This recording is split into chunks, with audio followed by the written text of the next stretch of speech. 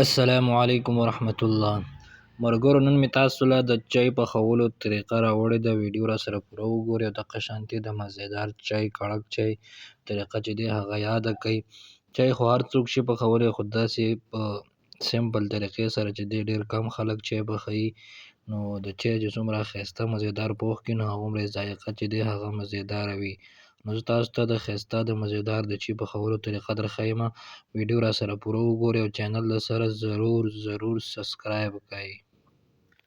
نو ملګرو موږ اچولي یو صحیح ده په پتیله کې چې دی 1.5 کپ دود، 1.5 کپ شوده مو اچولي، خالص شوده صحیح ده، خالص دود، او 1 کپ هم چې دی پکې اوبه ور واچولې صحیح ده. نو اوس په پسې چې دی ګیس تیز کړو دغه شانتې به یې ښایسته د چمچ په مدد سره چې دی دغه شانتې دا کړو څومره چې دا وکړېږي او څومره چې دا شوده چې دی ښایسته ګرم شي، ښایسته پاخه شي، نو هغومره چې دی د چای ذایقه چې دی هغومره مزیدار او خوندوره او ذایقې والا چای چې دی هغه جوړیږي. نو دغه طریقه ده. دقسې 1 کپ به چې دی 1.5 کپ به دود واچوئ شوده، او 1 کپ چې دی هغه به پکې پاڼې واچوئ اوبه صحیح ده. او دغه شانتې اوس تاسو کتلی شئ چې دی موږ ورته لږ شانتې چې دی هغه سونف ور واچول، کاږه پښتو کې چې ورته بادین وایي صحیح ده، هغه مو ته ور واچول د ذایقې دپاره د خوشبو دپاره صحیح ده. که تاسې ورته نه ور اچوئ څه مشکل نشته دی، چای بیا هم مزیدار راځي.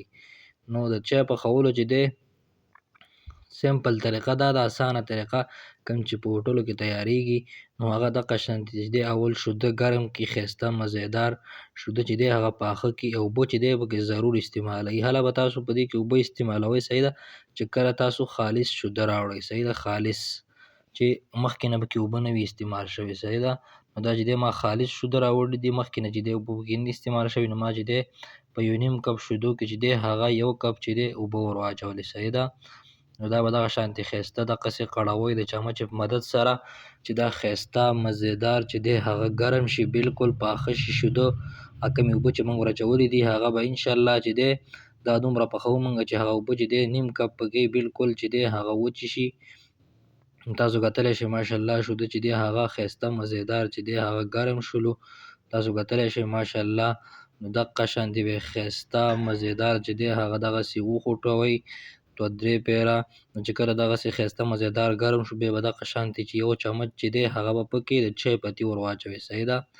نور تاسو د خپلې مطابق ور واچوئ، مطلب که تاسو تیز پتی والا څښئ نو بیا چې دی پتی پکې لږ ډېره ور واچوئ. دا نارمل پتی مه ور واچوله 1 چمچ صحیح ده. نو دا به دغه شانتې ښایسته مزیدار چې دی دقسې دا پتی به هم پکې اوس ښایسته مزیداره چې دی هغه پاخه کړئ. څومره چې پتی پکې هغه چای کې راوخوټ کېږي نو هغومره چې دی د چای ذایقه چې دی هغه مزیداره کېږي صحیح ده. چای هغومره خوندور پخېږي څومره چې دی پتی پکې ښایسته مزیداره چې دی هغه پاخه شي، او د پتی چې کومه ذایقه ده کوم خوند چې دی چې هغه پکې دغه چای کې چې دی راپرېږدي صحیح ده. نو بیا به دغه شانتې چې دی چیني ورته ور واچوئ صحیح ده، 1.5 چمچ چیني به ورته ور واچوئ صحیح ده. زه خو کمه چیني استعمالوم، که تاسو زیاته استعمالوئ نو بیا 2 چمچ چې دی پوره ور واچوئ. ما خو ورته 1.5 چمچ چې دی هغه چیني ور واچوله. نو دغه شانتې ښایسته مزیداره اوس به دا چیني هم پکې ښایسته مزیداره دغسې چې دی ولیکئ چې چیني چې دی هغه پکې هم ښایسته مزیداره چې دی هغه پاخه شي، نو د چای ذایقه چې دی هغه به نور هم اعلی شي صحیح ده. نو د چای پخولو دغه سمپل او اسانه طریقه ده. نو چای چې دی بعضې خلک داسې پخوي چې د هر څه پتی او چیني او د هر څه چې دی مخکې نه ور واچوي، نو هغه چای بیا چې دی صحیح نه راځي صحیح ده. اول به شوده ګرموئ ښایسته، چې شوده ګرم شو نو بیا به پکې پتی ور اچوئ، او پتی چې مو پکې ور واچوله د هغې نه وروسته به بیا چیني ور اچوئ صحیح ده. ځکه چیني چې ډېره پاخه کړئ نو بیا هغه بیخي داسې کېږي چې بالکل خوږ خوند کوي. بیا چیني چې ډېره پاخه شي نو بیا هغه خوند چې دی صحیح خوند نه کوي بیا.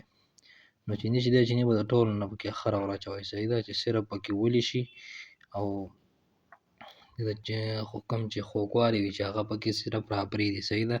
چې ډېره وخوټ کېږي نو هغه بیا بیخي داسې شي چې شربت څښا شي، نو هغه شربت چې دی بیا خوند نه کوي صحیح ده.